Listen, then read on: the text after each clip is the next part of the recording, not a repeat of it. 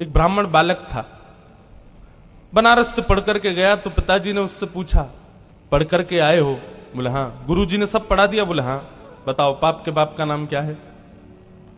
तो ब्राह्मण बालक ढूंढने लगा सब जगह, पोथियां खोल खोल के। बोले गुरुजी ने ये तो नहीं पढ़ाया, पाप के बाप कौन है?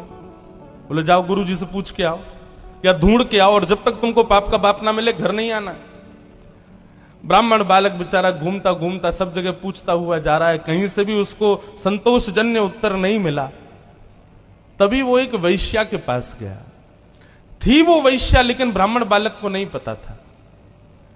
सुंदर घर बना था, बाहर गौ माता बैठी है, तुलसी का पौधा लगा है। उसने सोचा कोई वैष्णव का घर है, थोड़ा कुछ अन्न जल ग्रहण कर लेता हूं। भीतर जाकर के जैसे ही बैठा, वैश्या ने जल पिलाया। जल पी करके ब्राह्मण बालक ने पूछा, देवी आप कोई वैष्णव भक्त हो?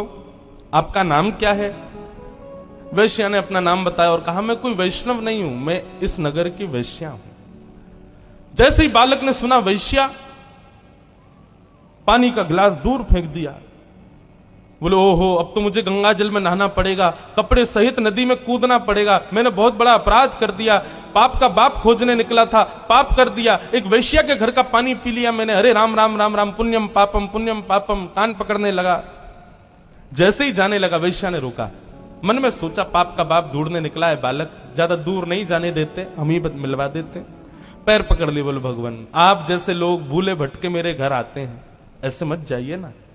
3 दिन से आप भूखे प्यासे घूम रहे हैं, पाप के बाप को खोज रहे हैं, क्या पता कितने दिन तक नहीं मिलेगा, 2-4 रोटी खा जाइए, कुछ प्रसाद पा लीजिए। ब्राह्मण बोला, तेरे घर का पानी पीने से मैं अपवित्र हो गया और तू कह रही है मेरे घर पे भोजन पा लो?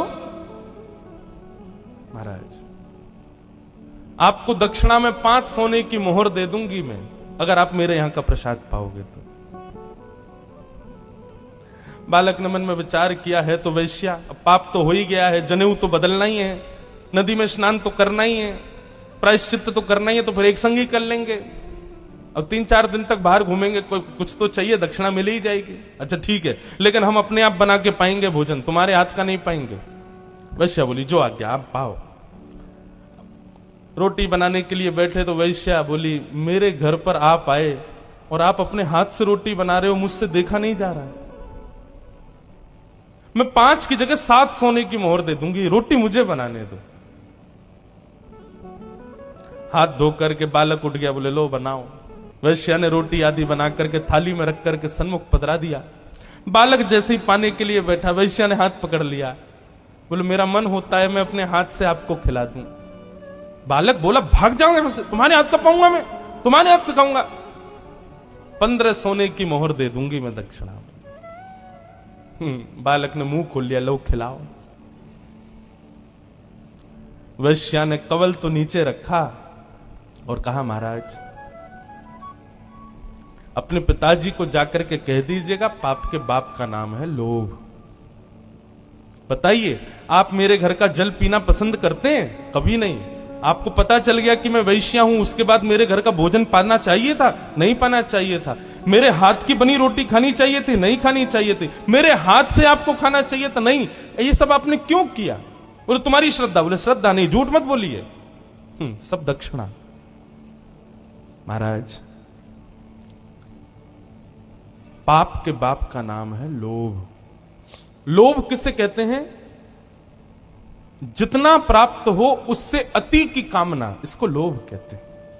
पिताजी से जाकर के कह देना, पाप के बाप का नाम लोभ है। ब्राह्मण बालक ने वैश्या के चरण पकड़ लिए, बोले धन्यवाद, आप तो मेरी गुरु हो, मैंने आपको किस रूप में देखा, पर आपने तो मेरे चक्षु खोल दिए। इसलिए भैया जीवन में पाप से बचना है, लोभ से बचो।